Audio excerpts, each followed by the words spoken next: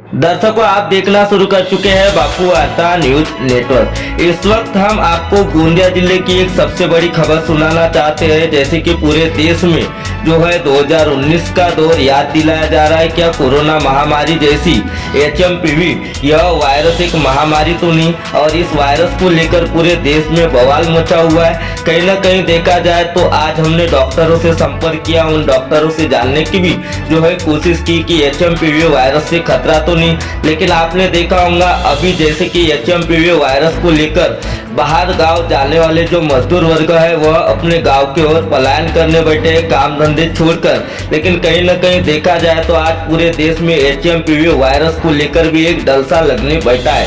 लेकिन कहीं ना कहीं बड़े बड़े डॉक्टरों की क्या सलाह है, आइए इस पर जानने का प्रयास करते हैं। मैं डॉक्टर कुसुमाकर घोरपड़े, अधिष्ठाता शासकीय वैद्यकीय महाविद्यालय व रुग्णालय गोंदिया। फिलहाल चर्चा में जो बात आ रही है कि HMPV वायरस जो आया हुआ है उसके कारण नागरिकों पर इसका क्या असर होगा, मैं यहाँ बताना चाहूँगा कि ये वायरस नया वायरस नहीं है। ये कई सालों से अपने यहाँ पे इसके मरीज या इसका इन्फेक्शन हो चुका है। सबसे पहली केस 2001 में नीदरलैंड में डिटेक्ट हुई थी और उसके बाद में 2004-05 में ससून पुणे हॉस्पिटल में इसके ऊपर एक रिसर्च भी हुआ था। उस वक्त भी इसके एक 5-6 मरीज आए थे जो बच्चे थे। ये तब से ही ये वायरस अपने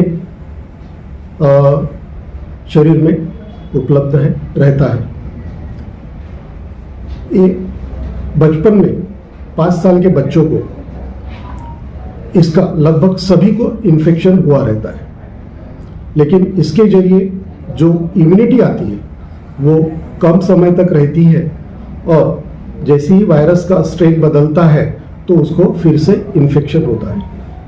लेकिन लोगों में जो दहशत फैल रही है कि ये कोरोना जैसे महामारी लाएगा क्या, लेकिन इस वायरस के कारण ऐसी महामारी नहीं आएगी, ऐसा सभी जानकारों का कहना है। और जो रुग्ण है वो ज़्यादातर छोटे बच्चे और वयस्क लोगों में ये इन्फेक्शन करेगा, और जिनको कोमॉर्बिडिटीज यानी हार्ट का डिसीज है, डायबिटीज है, ऐसी बीमारी है, ऐसे लोगों को इसके कारण इन्फेक्शन हो सकता है। ये वायरस एक सीजनल वायरस है। जनरली भारत में इस वायरस से दिसंबर महीने से लेके तो ठंडकाले का जो पूरा समय होता है उसमें इससे इन्फेक्शन होता है और ये हर साल ही रहता है। इसमें नागरिकों से मेरा निवेदन रहेगा कि घबराने की कोई ज़रूरत नहीं। सिर्फ यदि इन्फेक्शन होता है, सर्दी, खांसी, बुखार जैसे कोई लक्षण दिखाई देते हैं तो तुरंत नज़दीकी अस्पताल में जाकर इसका उपचार कराएं और साथ में SMS जैसी जो बातें होती है उसका पालन करें। सैनिटाइजेशन, मास्क और सोशल डिस्टेंसिंग इसका पालन करें तो इसका फैलाव समाज में नहीं होगा। इतना ही मैं अभी कहना चाहूँगा।